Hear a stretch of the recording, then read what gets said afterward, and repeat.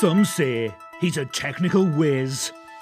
Some say he was born in Cornwall. While some say he's on a journey. It's The Journey. And here's your host, David Hackett. Another journey, and today we are going to a person who's committed to helping people to be the best versions of themselves and to live their happiest and healthiest lives. And as a life coach, they are drawn to helping others achieve their wellness goals.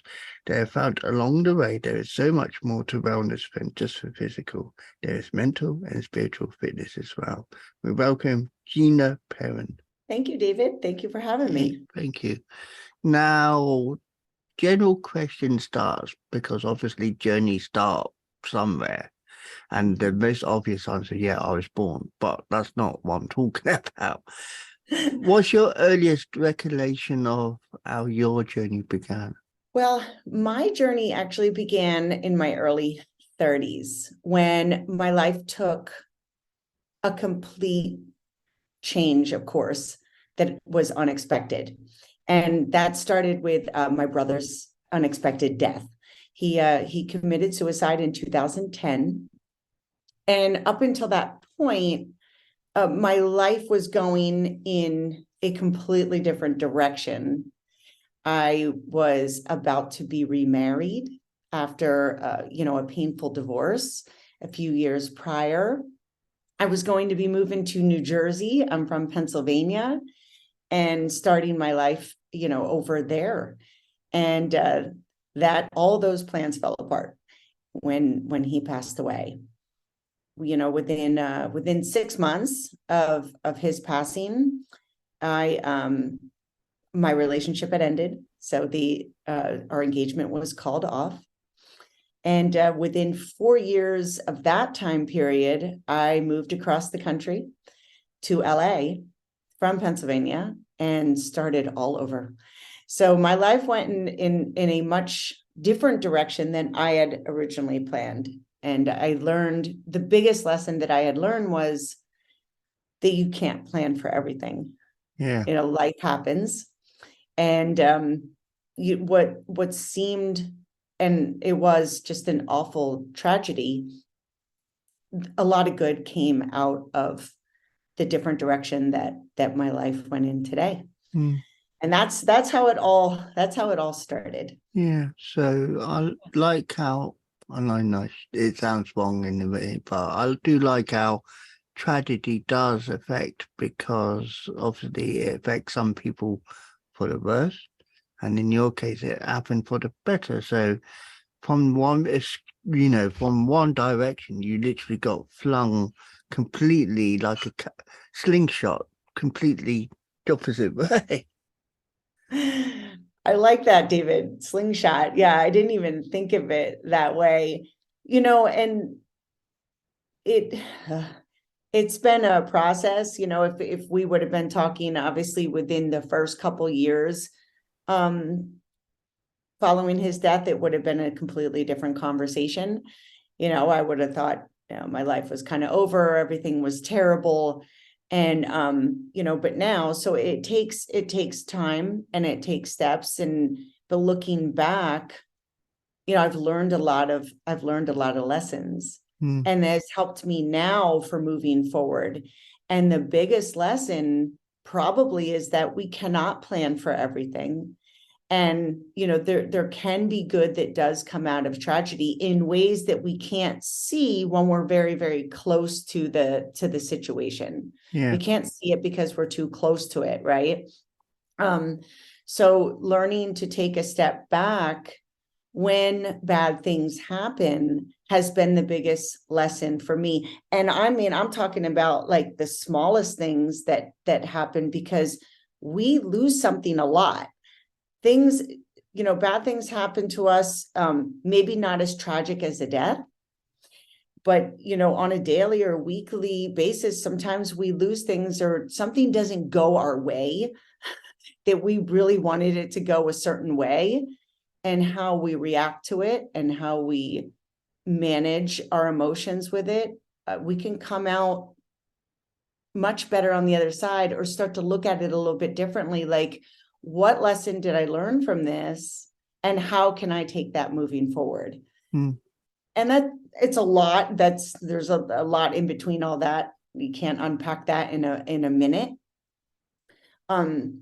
However, there can be, healthier ways that we deal with big and small changes that happen to us in our lives. Yeah, but I understand how death is because, personal tragedy, you say about, the bigger side of death is okay because you may not be close, but personal death, someone close to you, it is a painful thing. It takes time. It's not a quick, easy to say, okay, next day I can actually do this. And people's misconception on that. People cope differently because some cope in a way that tends to shut people off. People tend to just say, okay, they died, and then a few weeks later they show their side. And it's like so many sides to it. And then it's about addressing, like you said, that factor to know where to go. And I know for myself, and I'll use my personal tragedy. When my nan died, I was close to my grandparents. It's a part of me that I still can't get over. She's been dead now 11 years this year, but I still haven't forgotten her. I completely understand that, David. I always say that it takes what it takes, and release all timescales.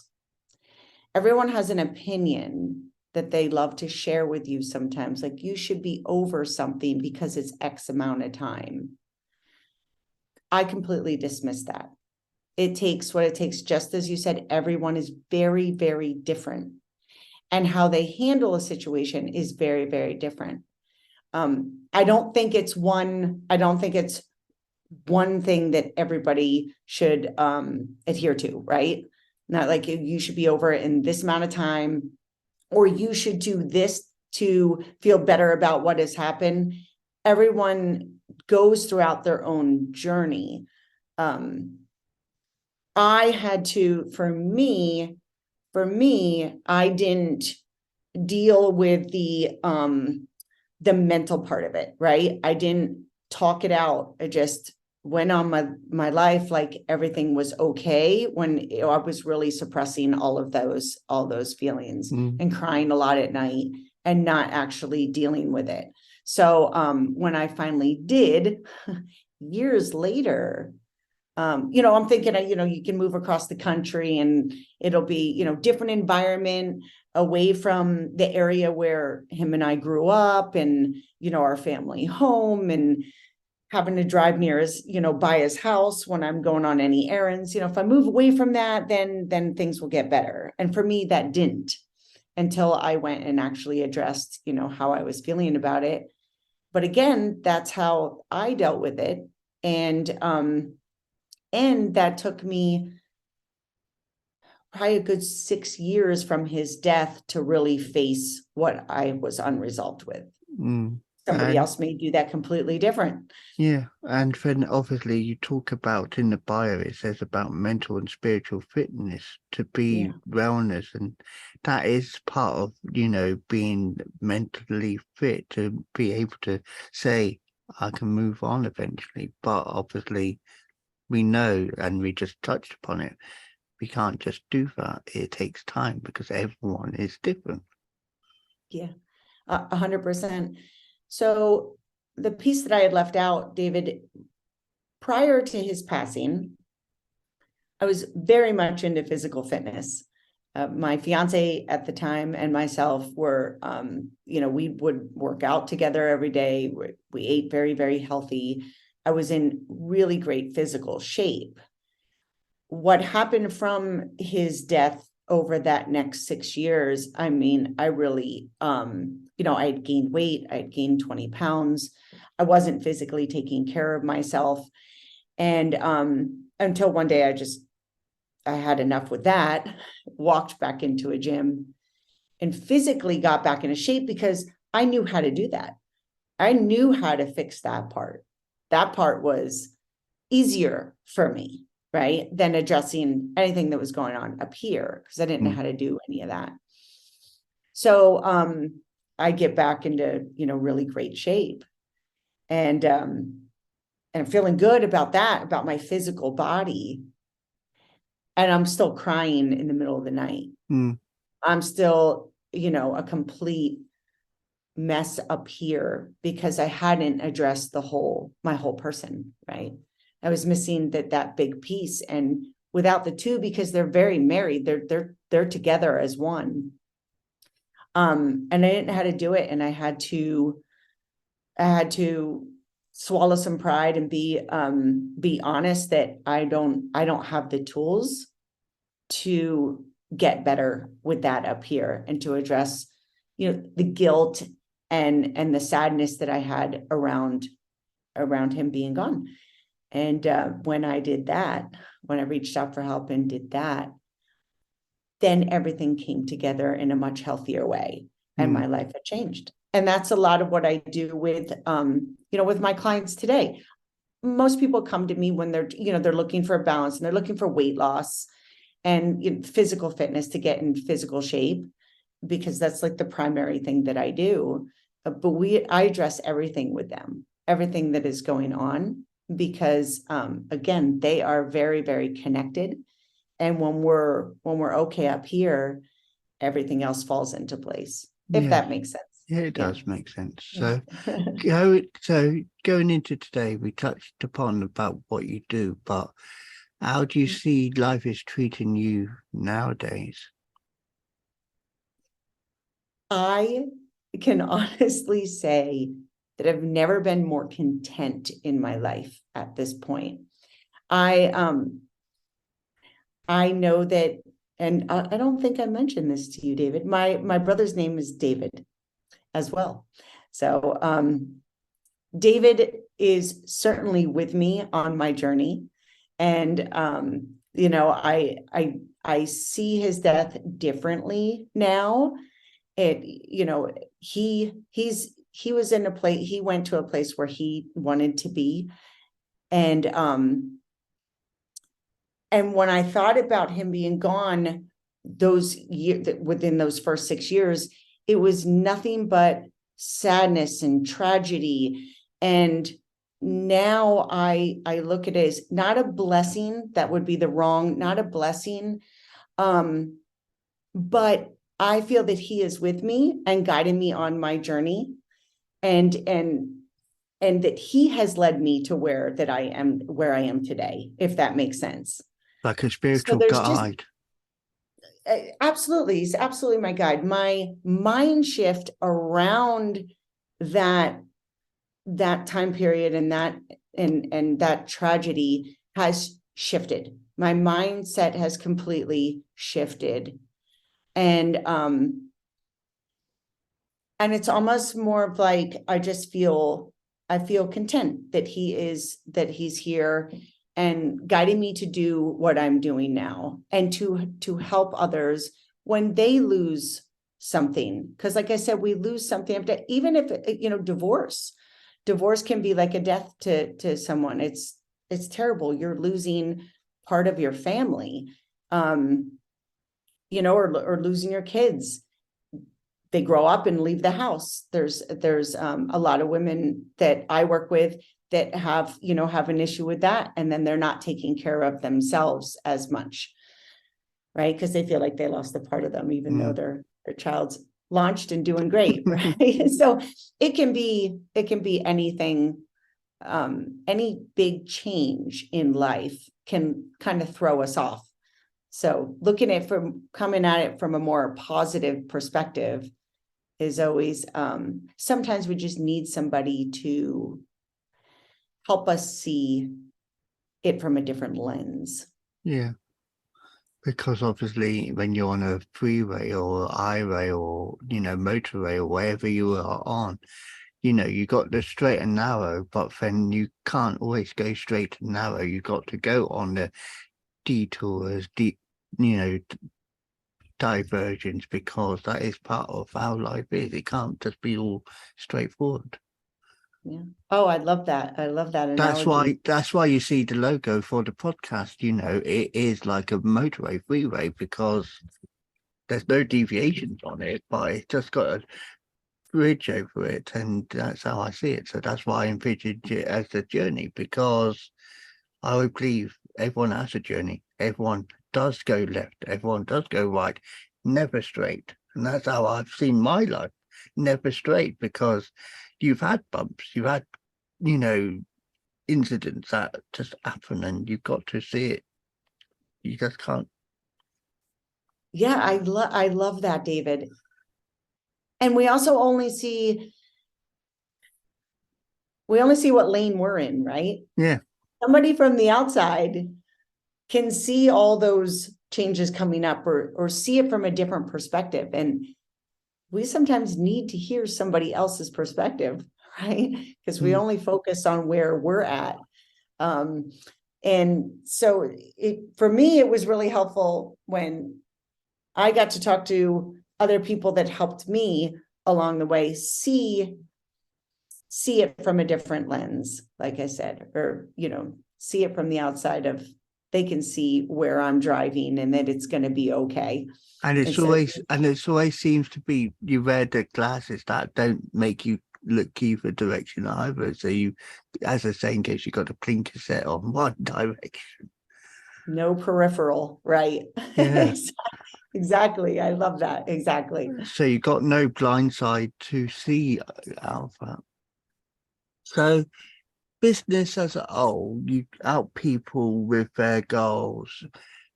Do you see that they benefit from the help, or is it like we said, does it take time with them as well?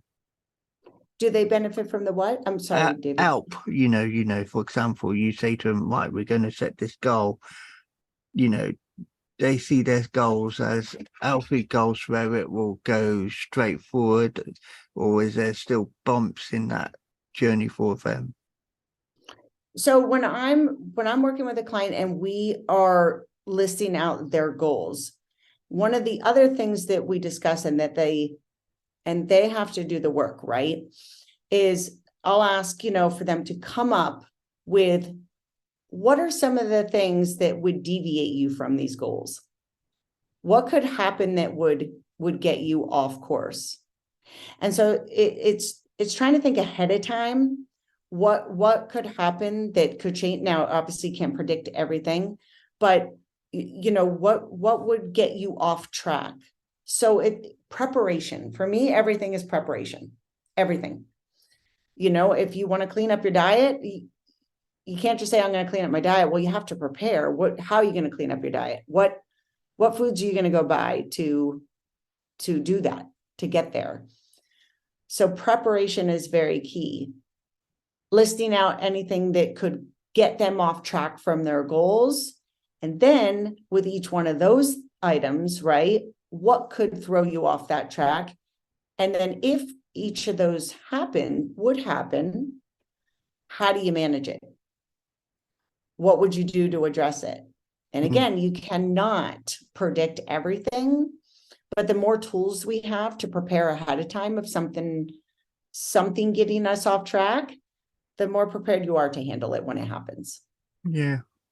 And I'd like that, because, the preparation is the key to helping. And that's the most things with mental health. You've got to have the tools and the understanding to get yourself forward. And I know from when I've seen, counselors, they always like to help you and try and understand you, to piece together, to make a plan for the way forward.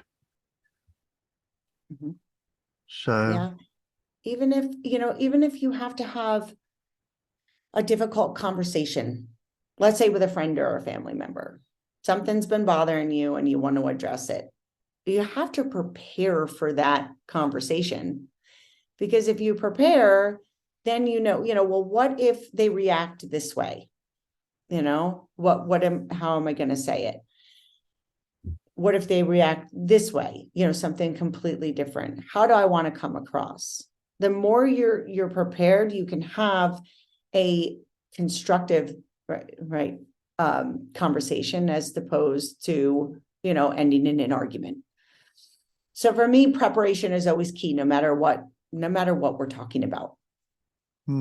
So going into the future, how do you see things develop for the work you do? Do you think it's going to get better? Do you think it's going to, because obviously with work as well, you always improve to make things better, because you set yourself as a basic line when you start work, and then when you get better at your work, you make it better.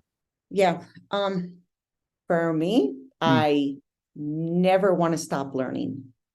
So first and foremost, I work on myself every day. I start my day like that very early in the morning. My day started a few hours before you and I hopped on here.